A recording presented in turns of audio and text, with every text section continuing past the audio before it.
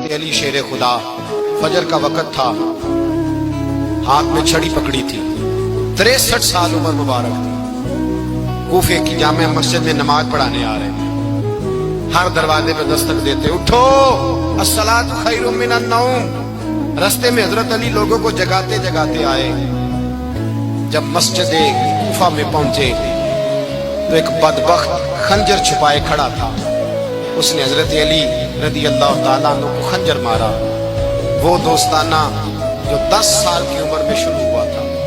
جب شیر خدا کو خنجر لگا تو پتہ لفظ کیا تھے؟ فزت برب الکعبہ، لوگوں رب کعبہ کی قسم میں کامیاب ہو گیا، میری زندگی دین کے کام آ گئی، میں کامیاب ہو گیا۔ حضرت علی کی داڑھی ساری لہو سے بھر گئی۔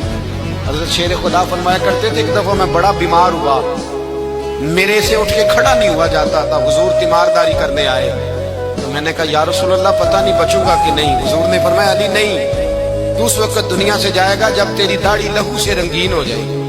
شیر خدا کہتے ہیں جب زخم لگا تو میں نے نیچے جھکا کے دیکھا تو داڑھی لہو سے بھری ہوئی ہے، میں نے کہا بس وہی کامیاب ہو گیا۔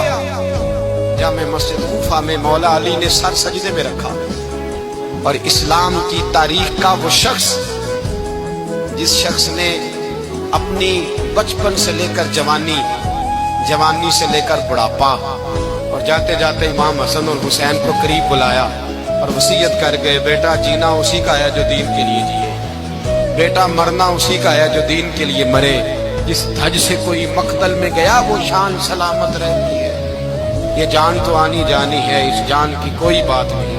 حضرت شیر خدا کرم اللہ تعالی وجہ الکریم خاتم الخلفاء تھے، ان پر خلافت اسلامیہ ختم ہوئی۔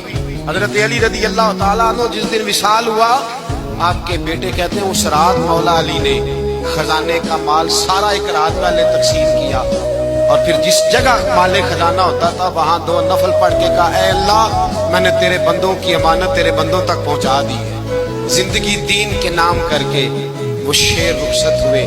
21 رمضان المبارک کی شام ڈھلی تو حضرت علی المرتضیٰ شیر خدا رخصت ہوئے۔